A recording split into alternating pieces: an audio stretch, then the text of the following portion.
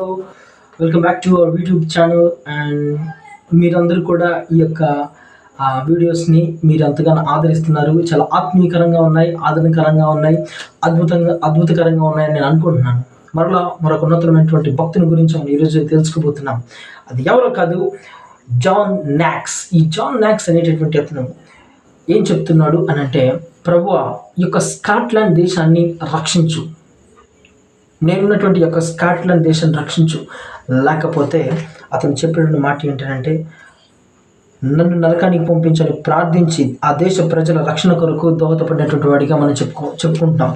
ఈ యొక్క జాన్ నాక్స్ అనేటటువంటి అతను నా దేశ ప్రజలను రక్షించు, నా దేశ ప్రజలను రక్షిస్తే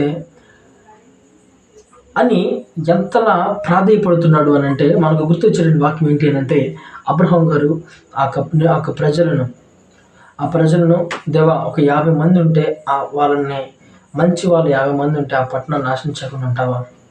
లేకపోతే ఒక 45 మంది ఉంటే, ఒక 30 మంది ఉంటే, ఒక 25 మంది ఉంటే, ఒక 10 మంది, కనీసం ఒక 5గురు ఉన్నా కానీ ఆ పట్టణాన్ని నాశనం చేయకుండా నువ్వు ఉండగలుగుతావా అని ప్రాధేయపడ్డాడు మోషే గారు.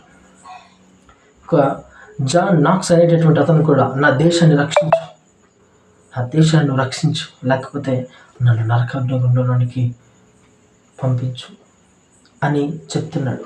ఈ రోజుల్లో నీ కొరకు, నీ ఇంటి వారి కొరకు, నీ యొక్క బజార్ అంటే నీ యొక్క వీధి కొరకు, నీ యొక్క గ్రామం కొరకు, నీ యొక్క మండలాన్ని కొరకు, నీ యొక్క జిల్లా కొరకు, నీ యొక్క రాష్ట్రం కొరకు, నీ యొక్క దేశం కొరకు నువ్వు ప్రార్థించేటటువంటి వాడిగా ఉన్నావా? తీర్మానం చేసుకుందాం. జాన్ నాక్స్ అనేటటువంటి అతను తన దేశ ప్రజల కొరకు దోహదపడేటటువంటి వాడిగా ఉన్నాడు. అవసరమైతే గొప్ప త్యాగాన్ని చేసేటటువంటి వాడిగా ఉన్నాడు. నువ్వు కూడా ఉన్నావా లేదా అని ఒకసారి ఆలోచించు.